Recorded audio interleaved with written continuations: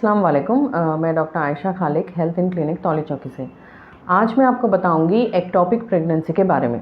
तो ectopic pregnancy किसको कहते हैं? नॉर्मली जब फर्टिलाइजेशन प्रोसेस होता है ट्यूब्स में, तो ट्यूब्स में से जो एम्ब्रियो बनता है फर्टिलाइजेशन प्रोसेस के बाद, वो एम्ब्रियो आके बच्चेदानी के अंदर इम्प्लांट होता है। तो ये नॉर्मल प्रोसेस है। पर कुछ लोगों में ये बच्चेदानी की जगह कहीं और जाके एम्ब्रियो जब इम्प्लांट हो जाता है, बच्चेदानी के अंदर नहीं होता, कहीं और जाके इम्प्लांट होता है, तो हम उसको एक्टोपिक प्रेगनेंसी बोलते हैं। तो ये कहाँ इम्प्लांट हो सकता है? मोस्ट कॉमनली ये जो बच्चेदानी के बाजू जो ट्यूब्स होती हैं, जहाँ फर्टिलाइजेशन प्रोसेस, जहाँ अंडा और सीमन मिलता है, कई बार जो एम्ब्रियो होता है वहीं ठहर जाता है और तकरीबन पेशेंट्स में ये प्रेगनेंसी ट्यूब्स में होती है। पर कभी कभार ये बच्चेदानी का मुंह जो है सर्विक्स में, या अंडेदानी ओवरी में, या फिर पेट के अंदर कहीं पर भी जाके बैठ सकती हैं, पर ये काफ़ी रेयर केसेस में देखते हैं।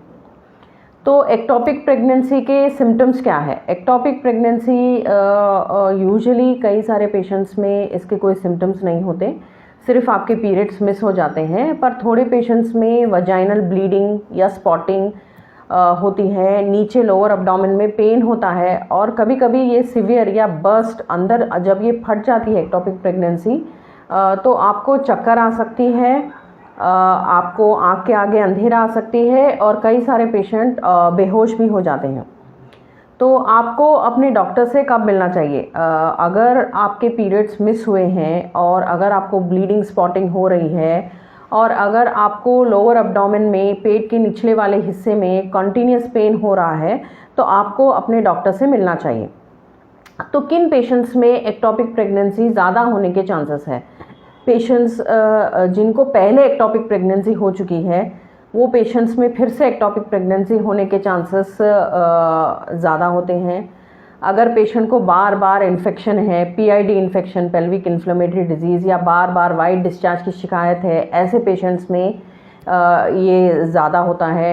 कोई पेशेंट जिसकी अगर ट्यूब पे सर्जरी हुई हो, वो पेशेंट, या पेशेंट्स जो आईवीएफ ट्रीटमेंट या इनफर्टिलिटी ट्रीटमेंट कराते हैं, वो पेशेंट्स, और वो पेशेंट्स जिनके जो कॉपर लगवाते हैं, ऐसे पेशेंट्स, इन पेशेंट्स में ये जो है थोड़ा ज़्यादा है, इसका इंसिडेंस थोड़ा ज़्यादा है। और जो पेशेंट्स जिनकी पहले ट्यूब्स बच्चा बंद करने का ऑपरेशन होकर रखा है, ये पेशेंट्स में भी ये एक्टोपिक प्रेगनेंसी हो सकती है। तो ये एक्टोपिक प्रेगनेंसी डायग्नोस कैसे करते हैं? ये एक्टोपिक प्रेगनेंसी का जो डायग्नोसिस है, वो यूजुअली अगर आप अपनी गायनेकोलॉजिस्ट के पास जाएंगी तो वो आपका चेकअप करेंगी, और उसके बाद एक टेस्ट होता है, यूरिन प्रेगनेंसी टेस्ट, या ब्लड में सीरम बीटा HCG करके होता है।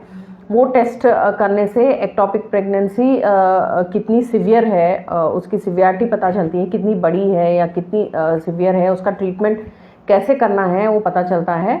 और सबसे इम्पॉर्टेंट होता है अल्ट्रासाउंड, और ये अल्ट्रासाउंड वजाइना के थ्रू किया जाता है, वजाइनल अल्ट्रासाउंड बोलते हैं इसको, ट्रांस वजाइनल अल्ट्रासाउंड।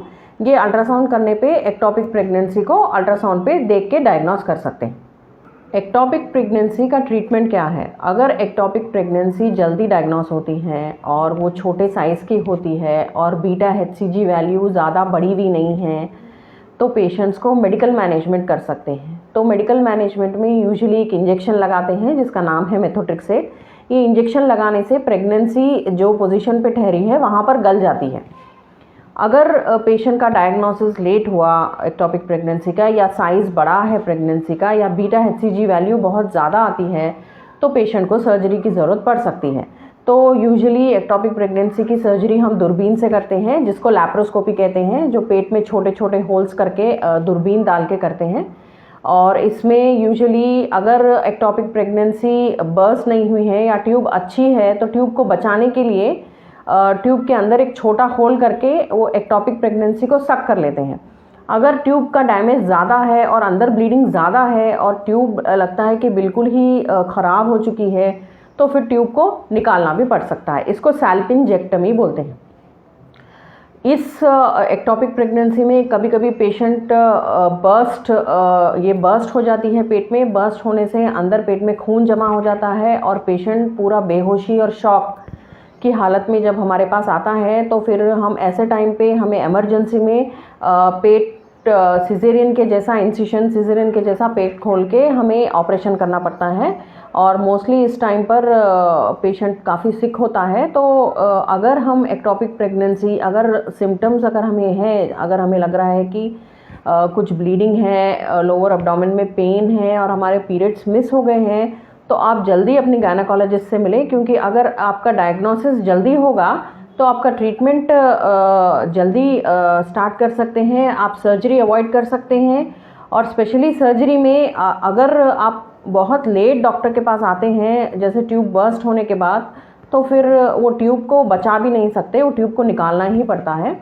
तो अगर आप जल्दी डॉक्टर से मिलें और जो स्कैन आपकी डॉक्टर लिखती हैं, वायबिलिटी स्कैन, अगर आप जल्दी कराएं तो एक्टोपिक प्रेगनेंसी जल्दी डायग्नोस कर सकते हैं, जिससे इसका इलाज तुरंत किया जा सकता है। शुक्रिया, जज़ाकल्लाह, अल्लाह हाफ़िज़।